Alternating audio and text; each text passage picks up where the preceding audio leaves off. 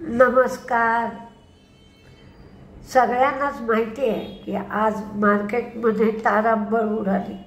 अधूनमधून का होईना काय चाललं आहे मार्केटमध्ये असा सगळ्यांनी आढावा घेतला असेल. बहुतेक माझ्या अंदाजाप्रमाणे कोणाला तरी महागाईच्या आकड्यांचा अंदाज आला असेल, कारण 620 ते 650च्या आसपास मार्केट मंदीत होतं आणि ते अचानक स्पीडनी मंदीत जाऊ लागलं आणि जवळजवळ 900 पॉईंटपर्यंत मार्केटची मंदी गेली. कारण महागाईचा जो आकडा आला तो खूपच वाढून आला. आज 4 वाजता IIP आणि CPIचे आकडे यायचे होते. IIP 3.1% आला. पूर्वीचा IIP -0.1% होता. म्हणजे IIPचे आकडे वाढले ही चांगली गोष्ट आहे. पण कन्झ्युमर प्राईस इंडेक्स म्हणजे आपण जे म्हणतो महागाई, ही महागाई 6.21% झाली आणि पूर्वी हा महागाईचा आकडा 5.49% होता.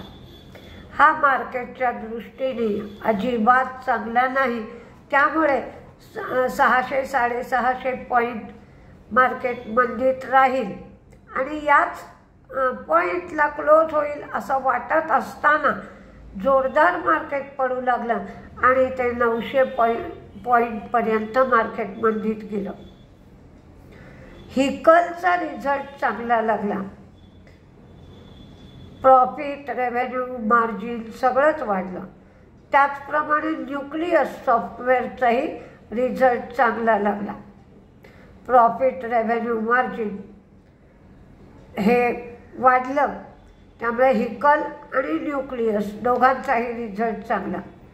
दिलीप बिल्डकॉनला BSNL भारत नेट फेज 3 यांच्याकडून 1625 कोटींची ऑर्डर मिळाली. संवर्धना मदर्सन यांचं प्रॉफिट, रेव्हेन्यू, मार्जिन वाढलं, पण अपेक्षेपेक्षा रिझल्ट कमी आला म्हणून शेअर पडला. मिल्डा कॉर्प यांचं पण प्रॉफिट, रेव्हेन्यू वाढलं. बॉशचं मात्र प्रॉफिट कमी झालं, रेव्हेन्यू, मार्जिन वाढलं. मेड प्लसचा रिझल्ट चांगला आला.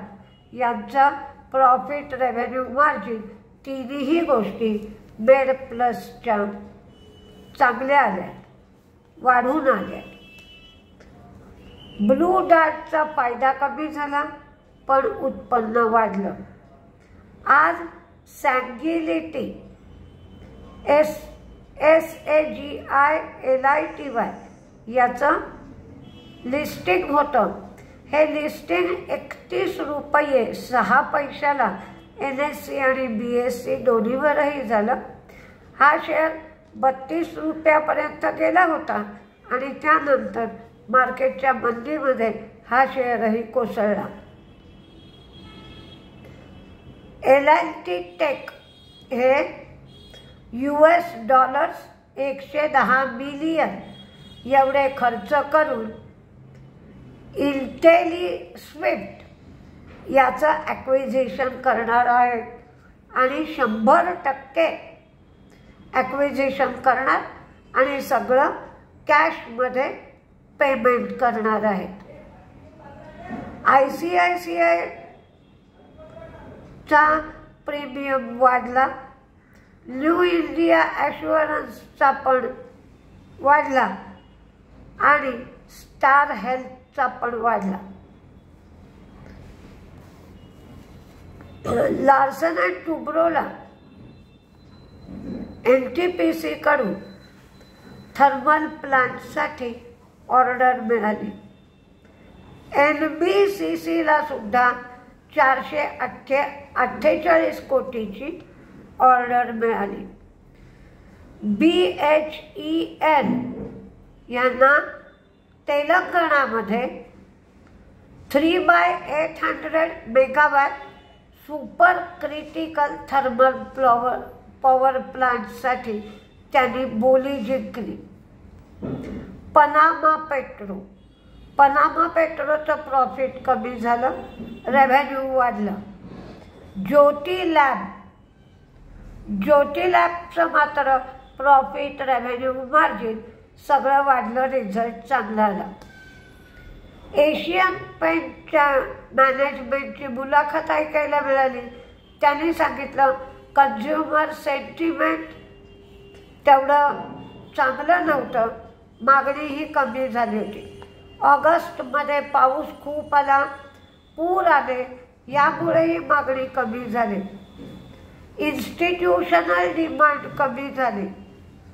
इंडस्ट्रियल मार्केट ग्रोथ मात्र 6% राहिली. आम्ही नवीन उत्पादनं लॉन्च करतोय असं मॅनेजमेंटनी सांगितलं. गोदरेजनी सवलना सुपर फूड यांच्याबरोबर एक ॲग्रीमेंट केला आणि ते त्यांचा फूड बिझनेस खरेदी करणार आहे. म्हणजे सवलना सर्फेक्टंट्स असं कंपनीचं नाव आहे. त्यांच्याबरोबर त्याने ॲग्रीमेंट केलं आहे आणि त्यांचा फूड बिझनेस ते खरेदी करणार आहेत 76 कोटी रुपयाला. झायडस लाईफचा रिझल्ट चांगला आला आहे. त्यांचा प्रॉफिट, रेव्हेन्यू, मार्जिन तिन्ही गोष्टी झायडस लाईफच्या वाढल्या.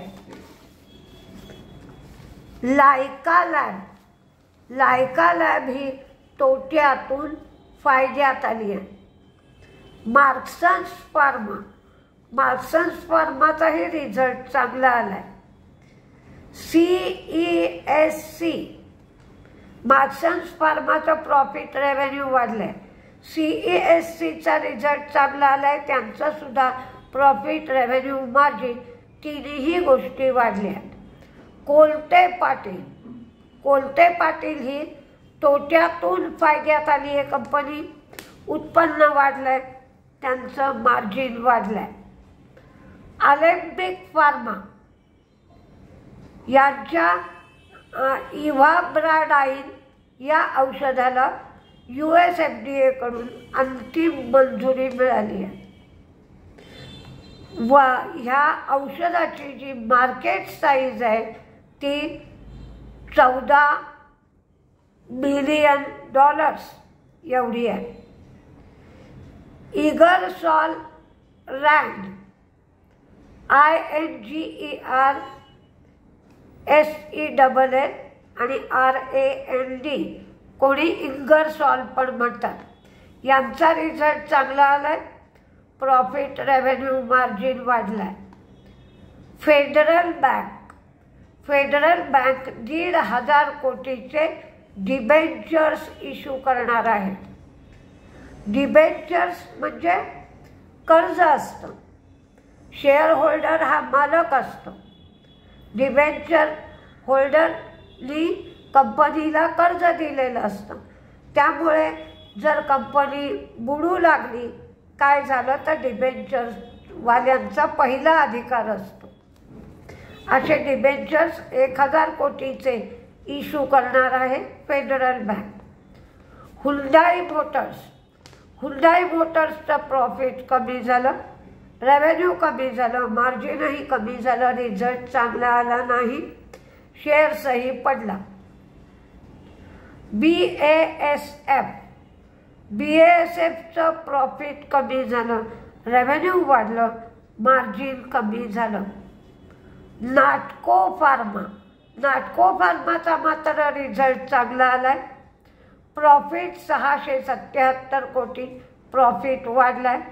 रेव्हेन्यू 1,371 कोटी आणि मार्जिन 58.7%. पण जर आज महागाईच्या आकड्यांचा परिणाम झाला असेल तर ठीक, नाहीतर उद्याच्या मार्केटवर नक्की. पण त्याच्यामध्ये IIP सुधारलं आहे आणि महागाईचा आकडा वाढून आला आहे. त्यामुळे बघूया काय होतं आहे. पण आज बहुतेक महागाईच्या आकड्याचा परिणाम मार्केटवर दिसला आहे. शेवटचे जे 300 पॉईंट मार्केट जोरदार पडलं, कारण मार्केट संपल्याबरोबर दोन्ही आकडे जाहीर झाले.